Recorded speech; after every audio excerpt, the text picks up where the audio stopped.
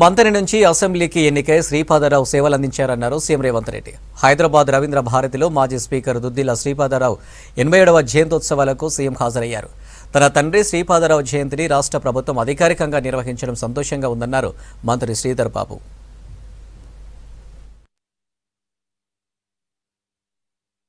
తొందరలోనే తప్పకుండా ఒక మంత్రివర్గ ఉపసంఘాన్ని నియమించి తప్పకుండా ట్యాంక్ బండ్ మీద విగ్రహాలను పెట్టే విధంగా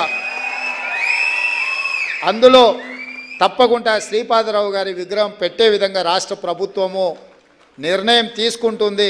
తొందరలోనే విధానపరమైన నిర్ణయాన్ని ప్రకటించి తెలంగాణ ప్రాంతంలో ఉన్న ప్రముఖులను మనము స్మరించుకోవాల్సిన అవసరం ఉన్నది, గుర్తుపెట్టుకోవాల్సిన అవసరం ఉన్నది. భవిష్యత్ తరాలకు గుర్తు చేయాల్సిన బాధ్యత మన మీద ఉన్నది. కాబట్టి వారి అభిమానులకు, శ్రీధర్ బాబు గారి అనుచరులకు ఈ వేదిక మీద నుంచి పెద్దలు జీవన్ రెడ్డి గారు, వెంకటరెడ్డి గారు, మిగతా పెద్దలందరూ చెప్పిన విధంగా తప్పకుండా వారి సూచనను రాష్ట్ర ప్రభుత్వం పరిగణలోకి తీసుకుంటుంది.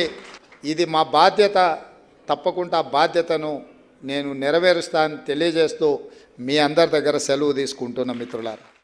రోడ్లు లేని, కరెంటు లేని గ్రామాలకు సంబంధించి వాటన్నిటి విషయంలో పూర్తి స్థాయిలో వారి పాత్రను నిర్వహిస్తూ గ్రామాల్లో కరెంటు తీసుకురావడానికి కానీ, పాఠశాల నిర్మాణ కార్యక్రమాలతో పాటు అదేవిధంగా అనేక సందర్భాల్లో మరి అక్కడున్న రాజకీయ సామాజిక పరిస్థితులను దృష్టిలో పెట్టుకొని ప్రజలకు మేలు చేయాలి, ప్రజలకు ఇబ్బంది జరగకూడదని ఆనాడు ఉన్న పరిస్థితుల్లో చాలామందిని కాపాడుతూ ప్రాణాలిచ్చిన ఒక ప్రాణదాతగా మరి శ్రీపాదరావు గారు చిరకాలంగా నిలిచిపోయే విధంగా ప్రజాసేవ చేస్తూ ప్రజాసేవలో చనిపోయిన ఆ మహనీయునికి నివాళులు పలుకునే కార్యక్రమం రాష్ట్రానికి సంబంధించి మరి ముఖ్యమంత్రి గారు రేవంత్ రెడ్డి గారు గవర్నమెంట్ పరంగా, రాష్ట్ర ప్రభుత్వ పరంగా ఈనాడు మరి ఈ కార్యక్రమం చేపడుతున్న నేపథ్యంలో మరొకసారి వారికి కృతజ్ఞతలు పలుకుతూ వారిచ్చినటువంటి స్ఫూర్తి కావచ్చు, ఆనాడు విద్యార్థి దశలో ఎన్ఎస్సీ నాయకుడిగా జిల్లా ఎన్ఎస్సీ అధ్యక్షుడి నుంచి అప్పుడే రాష్ట్ర ఎన్ఎస్సీ అధ్యక్షుడినై వివిధ కార్యక్రమాలు చేపట్టే సందర్భంలో కూడా వారు రాజకీయం కరీంనగర్ లోక్సభ కాకపోయినప్పటికీ కూడా జిల్లా ఎన్ఎస్సీ అధ్యక్షుడిగా 7 సంవత్సరాలు తిరిగే సందర్భంలో అనేక సార్లు మందిరికి వెళ్ళి వారి సలహా సూచనలు తీసుకునేటువంటి విద్యార్థి నాయకుడి నుంచి ఎదిగి వారి యొక్క ఆశీస్సులు, రాజకీయ అనుభవం మాకు ఎప్పుడు కూడా ఉపయోగపడ్డది.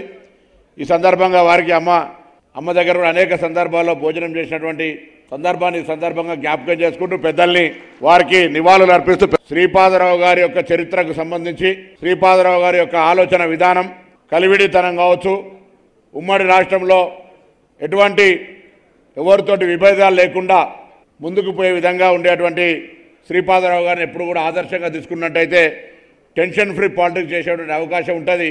అందుకే కొద్దిగా సగం శ్రీధర్ బాబు గారికి వచ్చింది, ఇంకా సగం కొద్దిగా వయసు పడ్డా కొద్ది వస్తూ ఉంటుంది కావచ్చు. ఆ విధంగా ఓపికగా మాకు అటువంటి ఓపిక పాలిటిక్స్ చేసేటువంటి పరిస్థితి లేదు.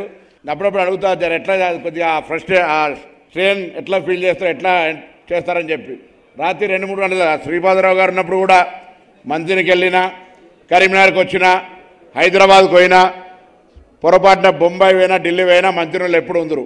ఇప్పుడు కూడా శ్రీధర్ బాబు గారి దగ్గర గట్లనే ఉంటారు. ఎక్కడ పోయినా కూడా లోకల్ స్థానికులకు ఇబ్బంది. ఆ విధంగా కాన్స్టిట్యున్సీ అంటే ప్రాధాన్యత ఇవ్వాల్సిన ఆవశ్యకతను వాళ్ళ